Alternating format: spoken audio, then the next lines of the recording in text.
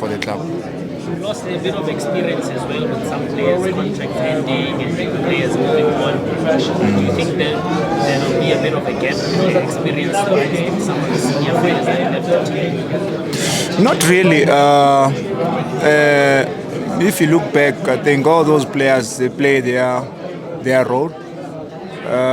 They've done well for themselves and for the club as well. But in football, players and coaches, there are times when you have to move on.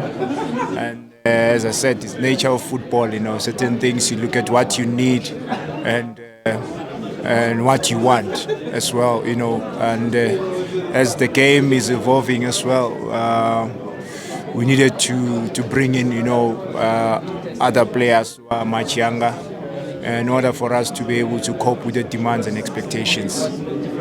Coach, having said that about young players, it seems like because you maybe are used to development, even at AmaZulu, you are mainly using those young players. Does that put pressure on you that instead of... Yeah, look, once you are a coach in PSL, it's no longer about development. We obviously identify talent, let alone that we are scouting some of them, but we identify players that we think they can come and hit the ground running, because there is no time to develop. You are looking for chemistry, you're looking for technical and tactical understanding in order for you to be able to get, results. So I think so far so good, to be quite honest, with the support that I'm getting from other technical team members and the management of the club, the president and the board. I think, we're on the right track. Coach, just in terms of building on last season's results and on improving, is African football and achieving that qualifying the goal for this season? Is that a target that you've set for yourself in the players?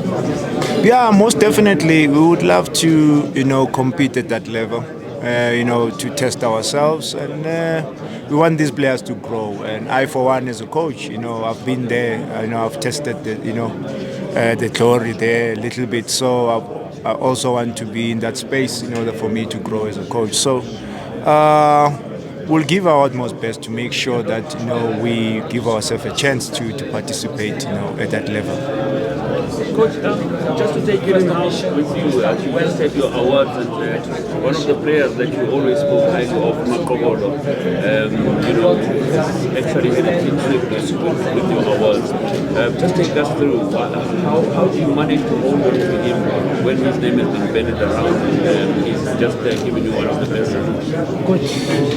Yeah, it's quite amazing that, some players will come from, third division tie, and their first season, in the Premier League, they will perform like Maqokolo did, and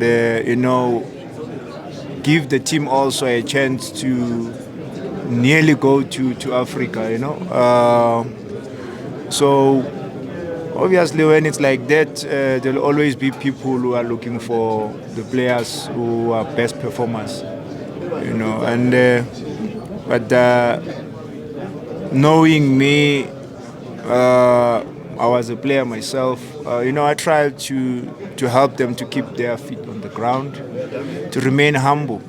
Yes, you might be in demand, but you still need more time. This is one game that can badly expose you if you take shortcuts.